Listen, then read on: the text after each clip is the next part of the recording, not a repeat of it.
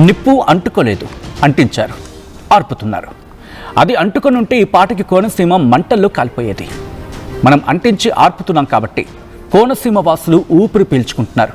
లేదంటే ఓఎన్జీసీ వాయువు మన ఆయువు ఎప్పుడో తీసేసేది. మనం అంటించడం ఏంటి, అది అంటుకుంది కదా అని మీరు అనుకోవచ్చు. పూర్తిగా మంటలని ఆర్పడానికి ఇంకో వారం పట్టొచ్చని ఢిల్లీ నుంచి వచ్చిన ఇంజనీర్లు చెప్తున్నారు. ఎందుకో తెలియాలంటే ఆ మంటల వెనుకున్న మిస్టరీ తెలుసుకోవాల్సింది. కోనసీమ జిల్లాలో లీక్ అయిన గ్యాస్ మంటలు ఇంకా అదుపులోకి రావటం లేదు. జనవరి 5వ తారీఖున సోమవారం ఇరుసమండ గ్రామానికి 250 మీటర్ల దూరంలో ఈ ఘటన జరిగింది. ఆ రోజు తెల్లవారుజాము నుంచి ఇరుసమండ చుట్టుపక్కల 1 కిలోమీటర్ వరకు కూడా గ్యాస్ వాసన వస్తూనే ఉంది. ఇది గమనించారు స్థానికులు. వెంటనే ఓఎన్జీసీకి కంప్లైంట్ చేశారు. అక్కడికి ఎమర్జెన్సీ సిచ్యువేషన్లో ఓఎన్జీసీ సిబ్బంది స్పాట్కి వచ్చారు. లీక్ అవుతున్న గ్యాస్ పొజిషన్ చూశారు, సిచ్యువేషన్ అంచనా వేశారు, ఫైర్ ఇంజిన్లు తెప్పించారు, వాటర్ అంబ్రెలా సిస్టంతో రెడీ అయ్యారు. గ్యాస్ లీక్ అవుతున్న మెయిన్ గొట్టం దగ్గర అక్కడి అగ్గిపుల గీసేశారు. ఇంకేముంది, గీయంగానే మంటలు ఎగిసిపడ్డాయి.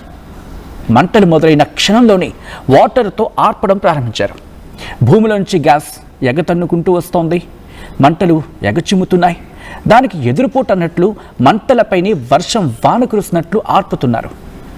ఇదే పరిస్థితి వారం పాటు కొనసాగొచ్చని నిపుణులు అంచనా వేయడం జరుగుతోంది. ఇరుసమండ ఈ పేరు గత కొద్ది రోజులుగా వార్తల్లో, నోట్లలో, మరీ ముఖ్యంగా కోనసీమ జిల్లా ప్రజల మదిలో మెదులుతూ కోనసీమ ప్రజలకు కంటి మీద కునుకు లేకుండా చేస్తున్న ప్రాంతం.